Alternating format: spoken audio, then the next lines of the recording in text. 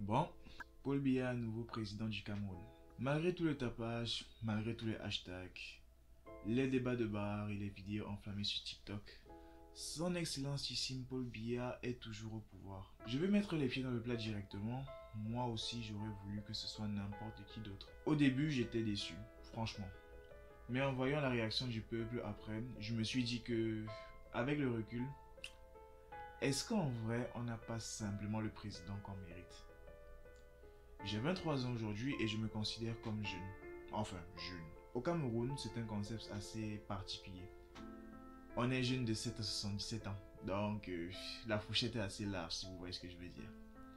Bref, comme la majorité, je vis dans une époque où les temps sont juste compliqués.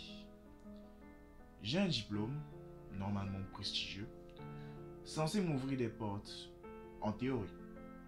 Mais la réalité, c'est que comme beaucoup, j'ai cherché du travail pendant 1, 2, 3, 4 ans. Rien, nada.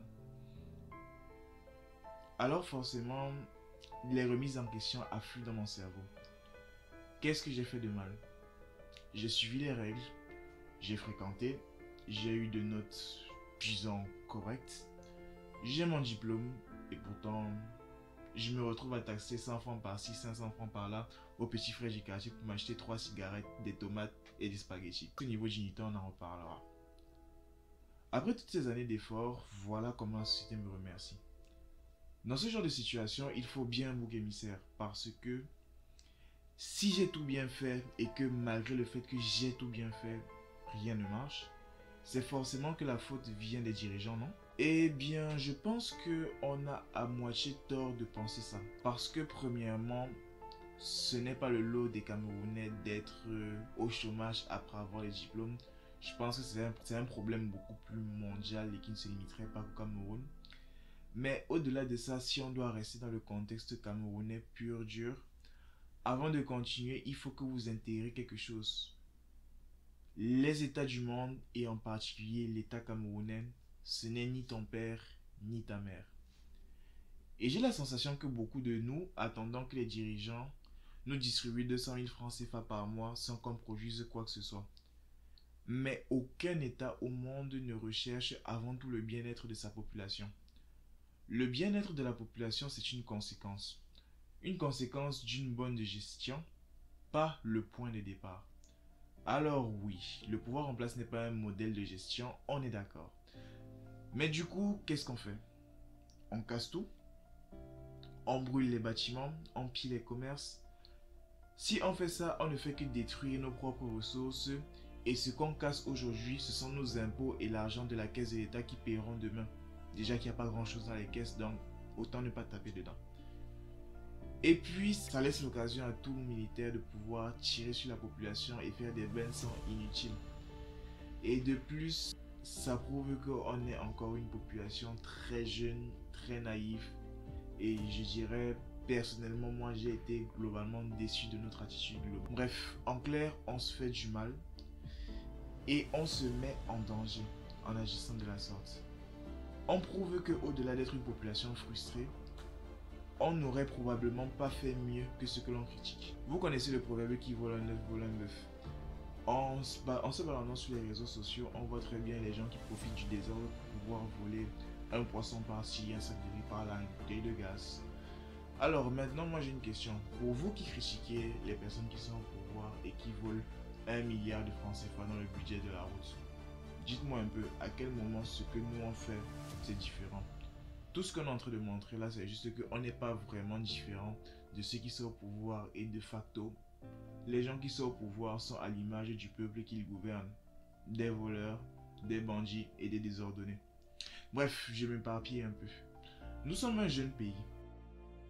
Et sur le papier, ça bouge beaucoup. Entre 2017 et 2018, le Cameroun a délivré plus de 112 615 diplômes. Entre 2020 et 2023, c'est 142 756 diplômes. Au niveau du génie civil, on compte environ 3 778 ingénieurs inscrits à l'ordre national. Sur le papier, c'est beau, ça brille. Mais dans la vraie vie, on fait quoi avec tout ça? Soyons honnêtes, le pays regorge de diplômés, mais combien crient réellement de la valeur? Beaucoup d'entre nous connaissent la théorie, les dissertations, les beaux PowerPoint, mais peu savent construire, innover, produire ou faire tourner une entreprise rentable. Et entre nous, on sait très bien qu'une partie a même triché pour obtenir les notes au diplôme. Ce n'est un secret pour personne. Alors oui, nos dirigeants sont souvent incompétents. Mais combien parmi ceux qui les critiquent pourraient mieux faire à leur place? L'incompétence chez nous, c'est presque un patrimoine culturel. Elle se transmet du haut vers le bas. Le problème, c'est qu'au lieu de créer de la richesse, on attend qu'elle tombe du ciel. La solution, c'est essayer de produire quelque chose, peu importe la taille. Un petit commerce, un atelier, une idée. Si l'État t'aide, tant mieux. S'il ne fait rien, tant pis.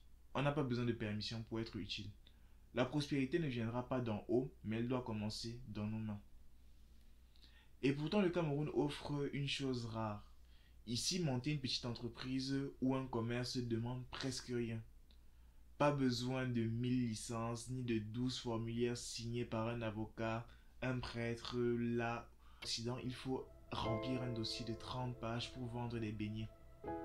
Ici, tu peux te lancer demain avec 3 chaises en plastique, une pancarte faite au marqueur, et c'est une liberté totalement incroyable. Mais la majorité des gens ne s'en rendent même pas compte. Beaucoup disent si seulement Paul Biya n'avait pas gagné. Mais soyons un peu lucides. Même s'il avait perdu, le vrai changement n'aurait pas été visible avant 10, 20 ou même 30 ans. Pourquoi? Parce que le système Biya, ce n'est pas juste un homme. C'est un mode de pensée vieux de plus de 50 ans. Et la plupart des hommes politiques qu'on présentait comme une alternative ont grandi, évolué et ont été formés dans ce système. Alors, même avec un nouveau président, des mentalités, les réseaux, les habitudes devraient continuer à tourner à l'ancienne.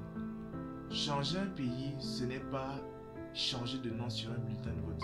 C'est changer les comportements, les institutions et surtout les mentalités.